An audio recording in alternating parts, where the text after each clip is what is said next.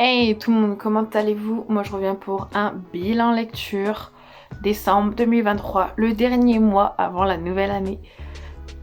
On va peut-être commencer par les lectures en livre, ensuite on partira sur les numériques et le seul audio que j'ai écouté, enfin en gros que j'ai commencé au mois de novembre et que j'ai fini au mois de décembre. En parlant de ça, vu que j'avais fait déjà un bilan au mois de novembre et que je m'attendais pas à lire un truc en plus, à part mon challenge perso, j'ai mis sur le mois de décembre. En gros, le livre que je vais vous présenter là. Bon, en gros, je vous en avais déjà parlé, mais en gros, je l'ai laissé traîner 2 jours ce livre-là, parce que je l'aimais trop. Donc le livre dont je vais vous parler, que j'ai traîné sur 2 jours, c'est Chère Mamie de Virginie Grimaldi. Tu vas rire, je l'ai dévoré, il était trop bien. Je lui ai donné, en même temps je regarde mes notes, je lui ai donné la note de 5 sur 5, ça a été un gros coup de cœur. Je l'ai lu le 28 novembre, je l'ai fini le 29, histoire de me faire plaisir et de durer le suspense, mais sinon le 28 il était fini. Donc sur Chère Mamie tu vas rire, c'est comme tous les autres Chère Mamie qu'on peut suivre, il y en a eu déjà 2 qui sont sortis. Donc on a toujours ces petites images et des petites anecdotes qu'elle met là. Je crois que si j'ai bien compris, c'est des anecdotes qu'elle met sur Instagram. Donc franchement, j'adore. Donc un livre que j'ai donc déjà parlé un peu partout, que j'avais fait un vlog dessus, je crois, oui c'est même sûr, qui est pour mon challenge perso et que je n'ai pas fini ce challenge d'ailleurs. Vous allez retrouver dans quelques temps, mais autant que je vous en parle, donc je vais vous montrer tout de suite. Ce fameux livre, c'est L'âge des possibles de Marie Chartres, édition M+. Franchement, il était trop bien. Je lui ai mis la note de 4. Enfin, voilà, j'ai lu le 1er décembre au 4 décembre. Donc vraiment, je l'ai lu très vite. Bon, après, il était pas long. Il faisait 200... Ouais, 230 pages. Donc vraiment, pépite. Donc on est sur une histoire en fait qui est hyper attachante. Les personnages sont hyper attachants. J'ai beaucoup aimé les personnages. Mais je m'attendais pas à cette fin. Et cette fin qui brise le cœur. Oh my god. Je m'attendais pas à ça. Du tout. Donc, on parle de Rachel, de Saul qui sont amis depuis des années dans un monde un peu particulier qui est les Amish, voilà. C'est un peu un monde à part, on dirait un peu une secte.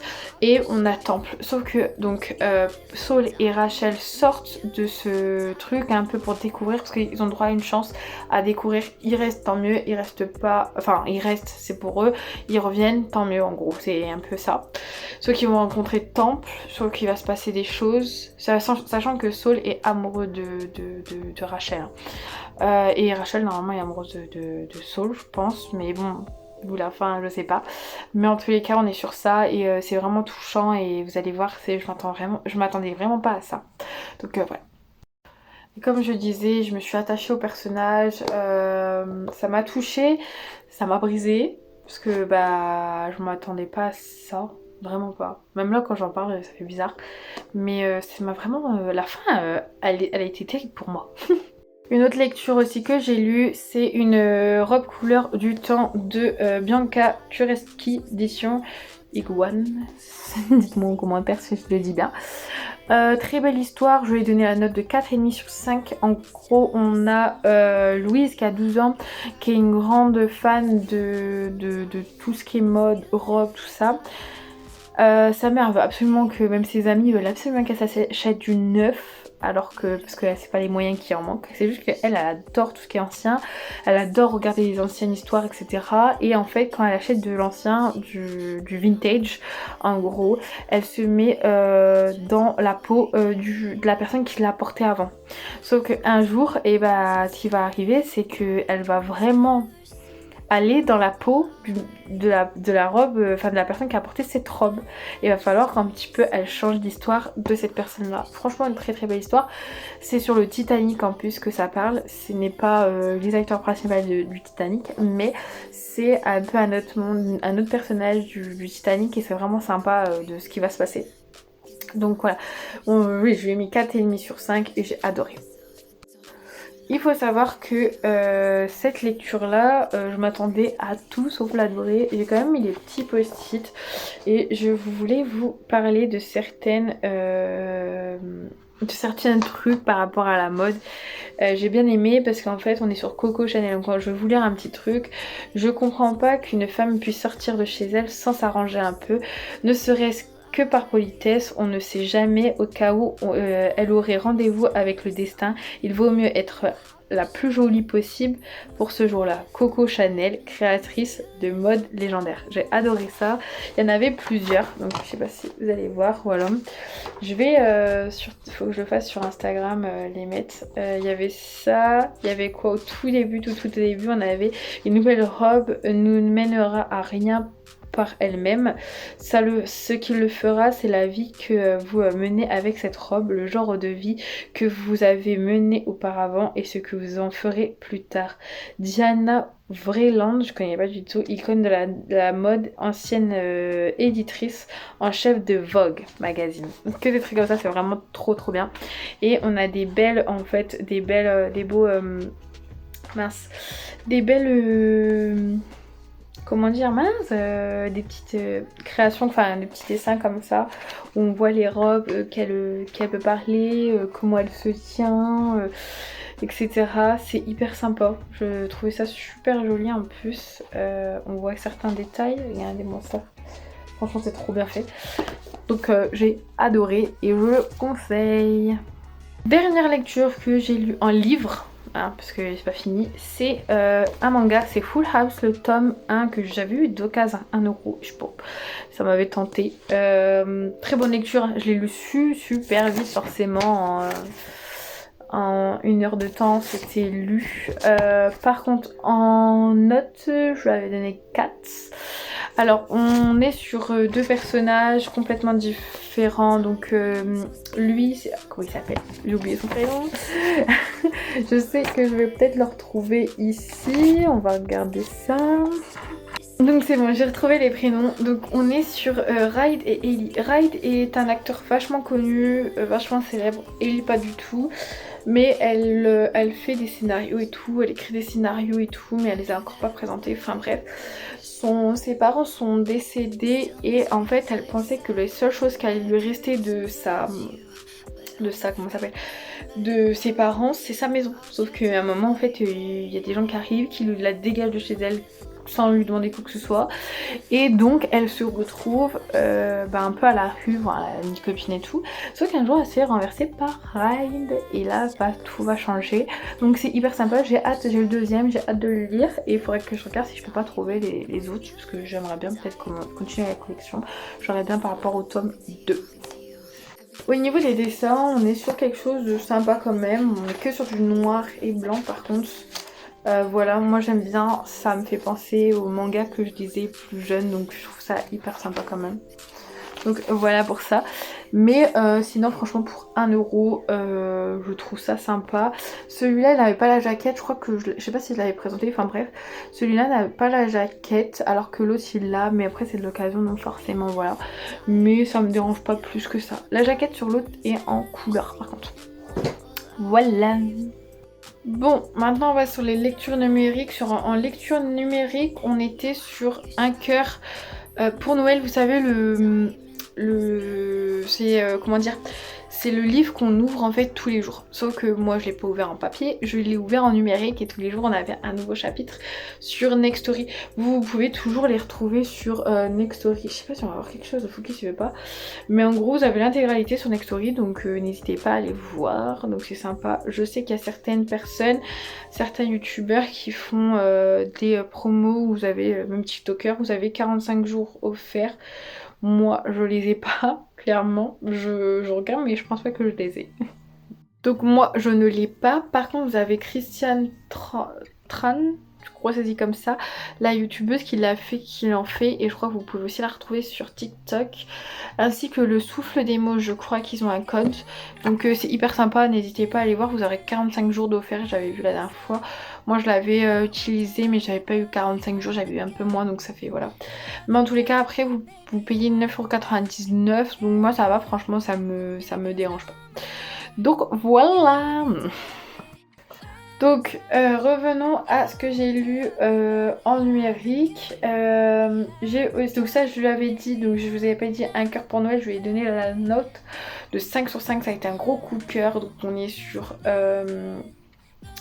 une jeune fille qui malheureusement a dû changer de cœur et elle a tellement peur pour ce cœur là, sauf que rien ne va se passer comme... Enfin en fait elle veut... En même temps elle a tellement peur mais en même temps elle veut profiter parce qu'elle se dit qu'elle a un cœur et que voilà, enfin faut en profiter et il n'y a pas tout qui va se passer comme prévu, mais aussi c'est aussi une histoire un peu d'amour, il y a une histoire d'amour dans tout ça et tout, et franchement c'est trop mignon. Pour Noël c'était trop mignon, et même par la suite de Noël je trouve ça trop mignon. En plus vous avez quoi, 16 pages à lire à peu près, entre 13 et 16 pages à lire par jour, et je trouvais ça super bien.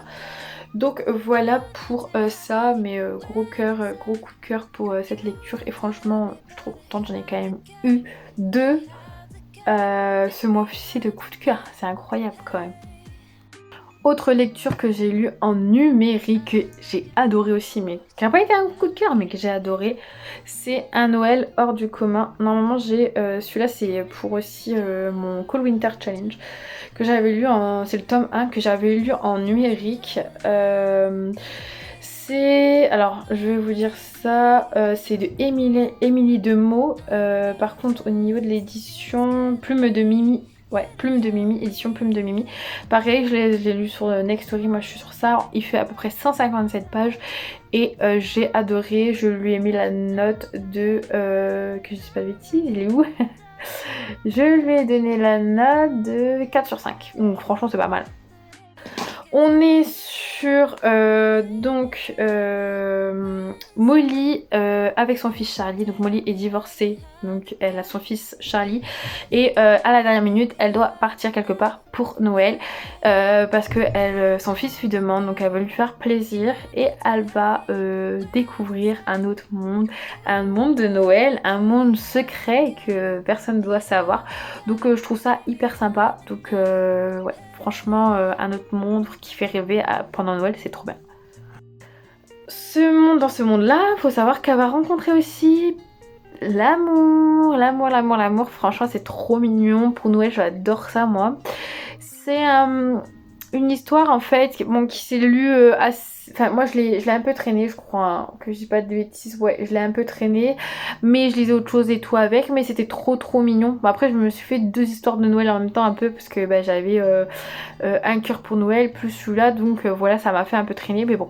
Sinon, j'ai adoré le monde, l'histoire. Il y a le tome 2, donc je pense que je vais le lire aussi, même si c'est pas pendant Noël, je vais le lire cet hiver. Parce que, ben, je sais pas moi, quand c'est l'hiver, c'est la chaleur de Noël.